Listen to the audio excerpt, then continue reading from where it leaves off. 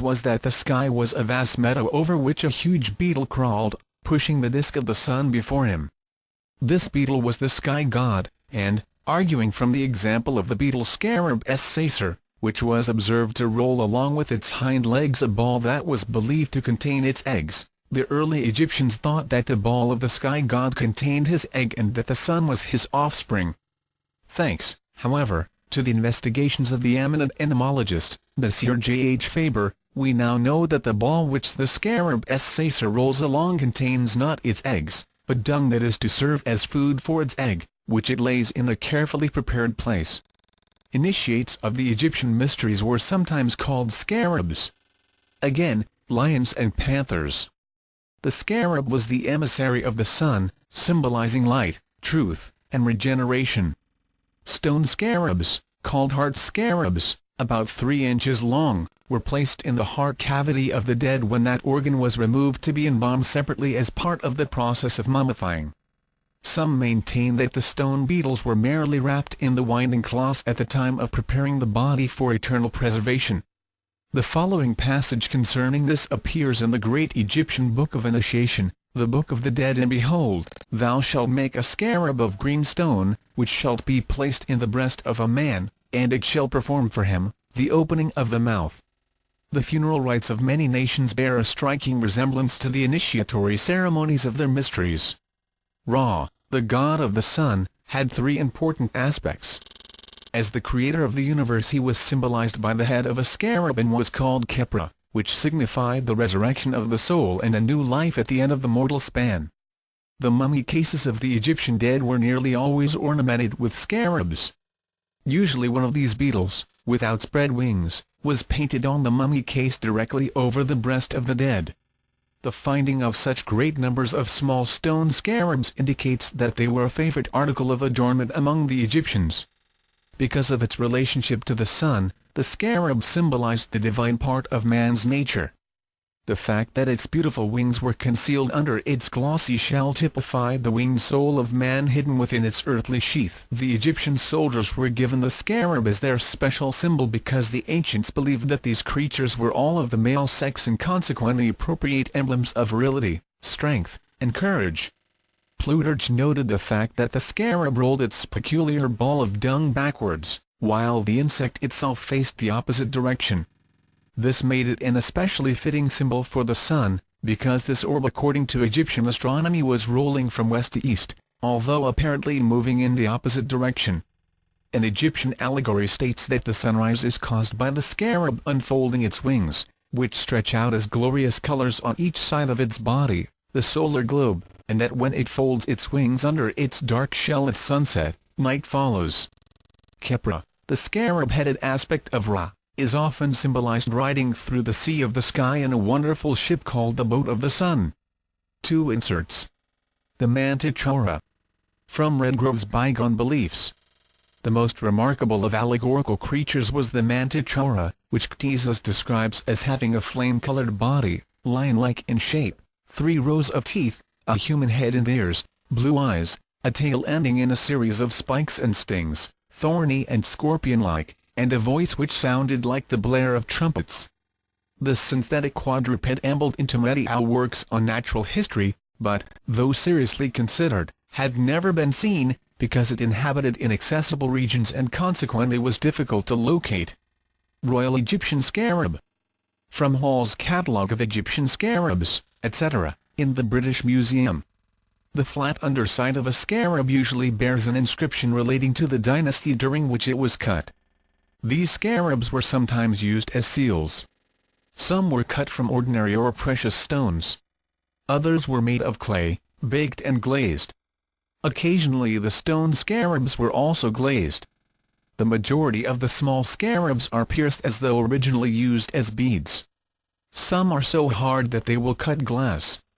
In the picture above, A shows top and side views of the scarab, and B the undersurface with the name of Menkaura within the central cartouche. Continued. The scorpion is the symbol of both wisdom and self-destruction. It was called by the Egyptians the creature accursed. The time of year when the sun entered the sign of Scorpio marked the beginning of the rulership of Typhon. When the 12 signs of the zodiac were used to represent the 12 apostles, although the reverse is true, the scorpion was assigned to Judas Iscariot, the betrayer. The scorpion stings with its tail, and for this reason it has been called a backbiter, a false and deceitful thing. Calmet, in his Dictionary of the Bible, declares the scorpion to be a fit emblem of the wicked and the symbol of persecution. The dry winds of Egypt are said to be produced by Typhon, who imparts to the sand the blistering heat of the infernal world and the sting of the scorpion. This insect was also the symbol of the spinal fire which, according to the Egyptian mysteries, destroyed man when it was permitted to gather at the base of his spine the tail of the scorpion. The red star Antares in the back of the celestial scorpion was considered the worst light in the heavens. Kalb al-Akrab, or the heart of the scorpion, was called by the ancients the lieutenant or deputy of Mars. See footnote to Ptolemy's Tetrabiblos. Antares was believed to impair the eyesight, often causing blindness if it rose over the horizon when a child was born. This may refer again to the sandstorm, which was capable of blinding unwary travelers.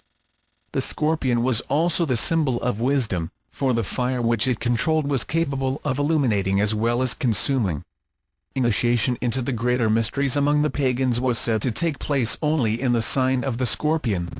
In the papyrus of Ani, the Book of the Dead, the deceased likens his soul to a scorpion, saying, "I am a swallow, I am that scorpion, the daughter of Ra."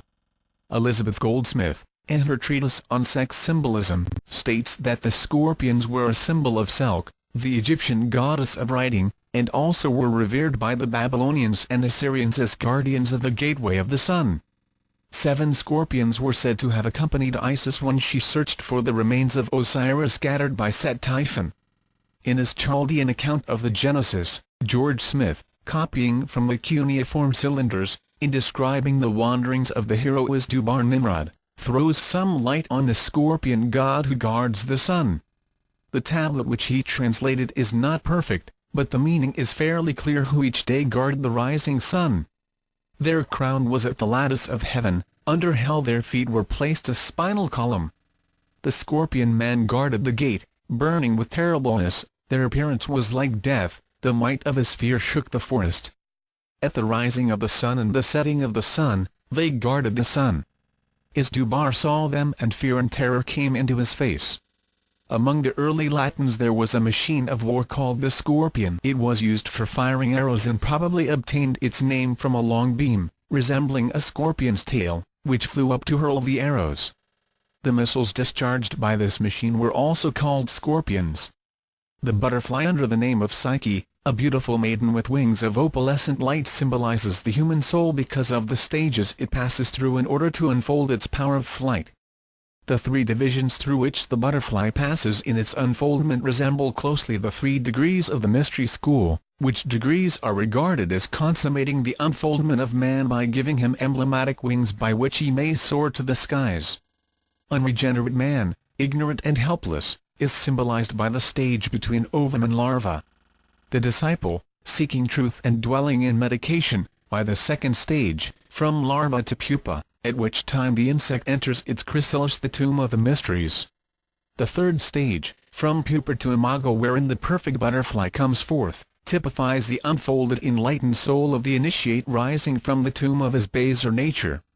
Night moths typify the secret wisdom, because they are hard to discover and are concealed by the darkness ignorance. Some are emblems of death, as Acherontia atropos, the death's head moth, which has a marking on its body somewhat like a human skull. The death watch beetle, which was believed to give warning of approaching death by a peculiar ticking sound, is another instance of insects involved in human affairs. Opinions differ concerning the spider. Its shape makes it an appropriate emblem of the nerve plexus and ganglia of the human body. Some Europeans consider it extremely bad luck to kill a spider, possibly because it is looked upon as an emissary of the evil one, whom no person desires to offend. There is a mystery concerning all poisonous creatures, especially insects. Paracelsus taught that the spider was the medium for a powerful but evil force which the black magicians used in their nefarious undertakings. Certain plants, minerals, and animals have been sacred among all the nations of the earth because of their peculiar sensitiveness to the astral fire, a mysterious agency in nature which the scientific world has contacted through its manifestations as electricity.